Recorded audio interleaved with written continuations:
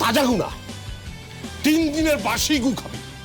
পবিত্র ঈদুল আজহা মানেই নতুন সিনেমার উৎসব। হলগুলোতে উপচে পড়া ভিড় আর রূপালী পর্দার গল্পে মেতে ওঠার দেশ জুড়ে যখন উৎসবের আমেজে প্রেক্ষাগৃহগুলো মুখরিত, ঠিক তখনই এক বুক আশা নিয়ে একদল তরুণ চলচ্চিত্রপ্রেমী উদ্যোগ নিয়েছিল একটি বিশেষ প্রদর্শনীর। কিন্তু সেই আনন্দের আবহাওয়ায় মুহূর্তে বিষাদের সুর ঢেলে দিল সামাজিক যোগাযোগ মাধ্যমে গুটি কয়েক উস্কানিমূলক পোস্ট আর একটি লাল ক্রস চিহ্ন।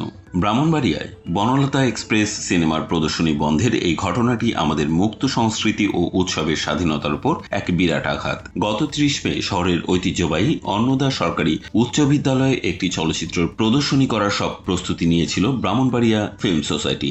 ভাগ্যম সিনেমা আড্ডার মাধ্যমে যে তরুণরা দীর্ঘদিন ধরে জেলার সুস্থ বিনোদনের সুবাতাস ছড়াচ্ছিল, গুটি কয়েক মানুষের ভার্চুয়াল হুমকির মুখে আজ তাদের ঈদের আনন্দ ও স্বাধীন সংস্কৃতি চর্চায় জিম্মি হয়ে গেল। ঘটনাটি মূলত ডালপালা মেলায় প্রদর্শনীর প্রচারণা শুরু হওয়ার পরপরই জেলার কওমি ছাত্র ঐক্য পরিষদের একটি অংশ এই সুস্থ সাংস্কৃতিক আয়োজনের বিরুদ্ধে ফেসবুকে পরিকল্পিতভাবে উগ্র অবস্থান নেয়। তারা শুধু বিরোধিতাই করেনি, সিনেমার অফিসিয়াল পোস্টারটিকে বিকৃত করে তার উপর লাল কালির ক্রস চিহ্ন বসিয়ে অনলাইনে তীব্র মনস্তাত্ত্বিক আতঙ্ক তৈরি করে। নিজের জন্মস্থানে নিজের সিনেমার এমন করুণ দশা দেখে তীব্র ক্ষোভ ও গভীর হতাশা প্রকাশ করেছেন চলচ্চিত্রটির নির্মাতা ও প্রযোজক তানিম নূর। তিনি স্পষ্ট ভাষায় বলেছেন, রাষ্ট্রীয়ভাবে অনুমোদিত একটি চলচ্চিত্র প্রদর্শন করা যে কোনো নাগরিকের আইনি অধিকার এবং এখানে প্রশাসনের পূর্ণ সহযোগিতা পাওয়ার কথা ছিল।